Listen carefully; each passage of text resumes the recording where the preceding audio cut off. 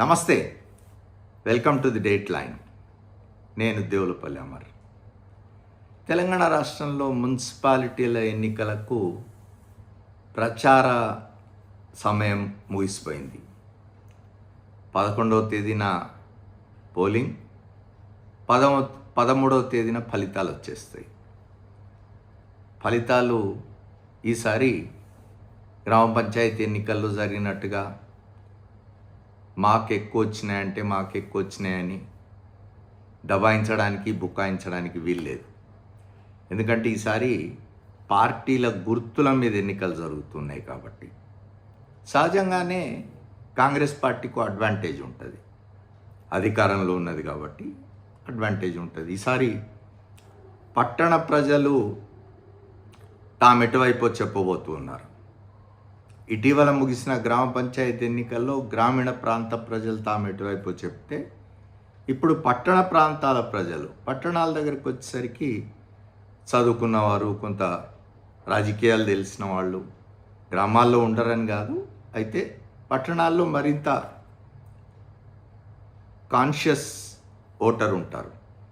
కాబట్టి ఈసారి మున్సిపాలిటీ ఎన్నికల ఫలితాలు, మున్సిపాలిటీలు, కొన్ని కార్పొరేషన్లకు జరుగుతున్న ఎన్నికల ఫలితాలు ఇంతకుముందు చెప్పుకున్నట్టు దబాయించడానికి లేదు. పార్టీ గుర్తుల మీద జరుగుతాయి కాబట్టి ఏ పార్టీ బలం ఎంతో తెలియబోతూ ఉన్నది. ఇక మనం పార్టీల దగ్గరికి వచ్చేసరికి కాంగ్రెస్కి ఎట్లా ఒక అడ్వాంటేజ్ ఉన్నది. భారతీయ జనతా పార్టీ ఈసారి చాలా సీరియస్గా తీసుకొని కొట్లాడుతున్నట్టుంది మున్సిపాలిటీ ఎన్నికలు. ఎందుకంటే వాళ్ళ జాతీయ అధ్యక్షుడు వచ్చిపోయినారు, కేంద్ర మంత్రులు ప్రచారం చేసిపోయినారు, ఇక్కడున్న నాయకులు సీరియస్గా మున్సిపల్ ఎలక్షన్ల ప్రచారంలో తలమునకలే ఉన్నారు. నిన్న బీజేపీ దీన్ని సీరియస్గా తీసుకుంటున్నట్టుంది. మున్సిపాలిటీల్లో వీలైనన్ని ఎక్కువ స్థానాలు సాధించి 2 ఏళ్ల తర్వాత రాబోయే శాసనసభ ఎన్నికల్లో తమ సత్తాన్ని నిరూపించుకోవాలనే ఆలోచనతో ఉన్నట్టుంది. అయితే పొరుగు రాష్ట్రమైన ఆంధ్రప్రదేశ్లో కూటమిగా ఉన్న భారతీయ జనతా పార్టీ, తెలుగుదేశం పార్టీ, జనసేన, ఈ 3 తెలంగాణలో కూడా కలిసి పోటీ చేస్తాయి ఏ ఎన్నికలు వచ్చినా అని చెప్పి ఒక ప్రచారం జరిగింది. కానీ అటువంటిదేమీ ఫలించినట్టు లేదు. కూటమిగా ఏర్పడి పోటీ చేసే ప్రయత్నాలు ఏం ఫలించినట్టు లేవు. ఎందుకంటే జనసేన దాదాపు కొన్ని 336 స్థానాల్లో జనసేన పోటీ చేస్తున్నది వార్డుల్లో. బీజేపీ మాత్రం మొత్తం 2900 పైచిలుకు స్థానాల్లో పోటీలో ఉన్నది. ఎటువంటి పొత్తు కుదిరినట్లేదు. ఇక ఆంధ్రాలో ప్రధాన పార్టీగా ఉన్న తెలుగుదేశం పార్టీ పరిస్థితి తెలంగాణలో అయోమయంగా ఉన్నది. తెలుగుదేశం కాడర్ ఏం చేయాలో తెలియని పరిస్థితిలో ఉన్నట్టున్నారు. నాయకత్వం నుంచి ఎటువంటి మార్గనిర్దేశనం జరిగినట్టు లేదు.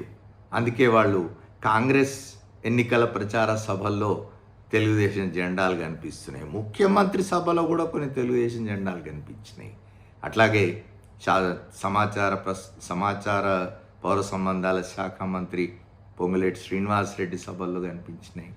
తుమ్మల నాగేశ్వరరావు గారి సభల్లో కనిపించినాయి. తెలుగుదేశం పార్టీ వాళ్ళు ఎటు పోవాలో తెలియని స్థితి, ఇక్కడ కూటమి ఏర్పడని పరిస్థితి కారణంగా అయోమయంలో వాళ్ళు కాంగ్రెస్ సమావేశాల్లో జెండాలు పట్టుకొని తిరుగుతున్నట్టుగా కనిపిస్తుంది. ఇక మరో ప్రధానమైన పార్టీ భారత రాష్ట్ర సమితి. భారత రాష్ట్ర సమితి 2 ఏళ్ల క్రితం వరకు అధికారంలో ఉన్న పార్టీ, తెలంగాణ రాష్ట్రం సాధించుకున్న పార్టీ అని కదా. వాళ్ళు మొన్న జరిగిన గ్రామ పంచాయతీ ఎన్నికల ఫలితాల తర్వాత చాలా స్థానాలు వచ్చినట్టుగా ఆ పార్టీ క్లెయిమ్ చేసుకున్నది.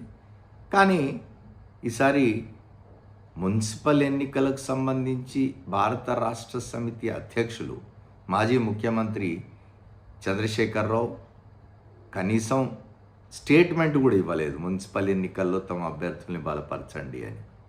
సరే, ప్రచారం సంగతి అట్లా పెడదాం, ఆయన బయటికి కూడా రాలేదు, ప్రచారం చేయలేదు. ఇంకొక డిసడ్వాంటేజ్ కూడా ఉన్నది భారత రాష్ట్ర సమితికి. నిన్న మొన్నటిదాకా భారత రాష్ట్ర సమితిలో ఉన్న జాగృతి నాయకురాలు కవిత బయటకు వెళ్ళిపోయి సీరియస్గానే పోటీ చేస్తున్నారు. ఫార్వర్డ్ బ్లాక్ నుంచి ఎన్నికల గుర్తు తెచ్చుకొని సింహం గుర్తు మీద తన అభ్యర్థులందరినీ నిలబెట్టి పోటీలో ఉన్నారు. ఇది మరి భారత రాష్ట్ర సమితికి నష్టం చేస్తుందా? జనసేన ఒంటరిగా పోటీ చేయడం వల్ల బీజేపీకి ఏమన్నా నష్టమా? కవిత ఒంటరిగా పోటీ చేయడం వల్ల భారత రాష్ట్ర సమితికి ఏమన్నా నష్టమా?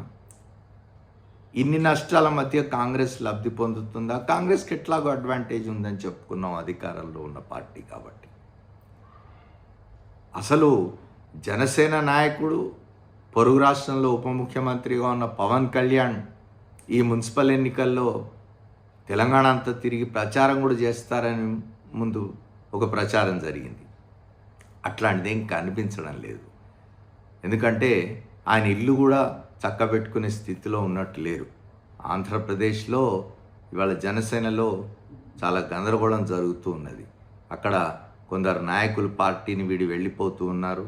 తమ నాయకుడి పద్ధతి చూసి కానీ, లేదా కూటమి ప్రభుత్వం తమ పట్ల అనుసరిస్తున్న విధానాల కారణంగా కానీ ప్రముఖంగా 2 పేర్లు వినిపించినాయి మనకు.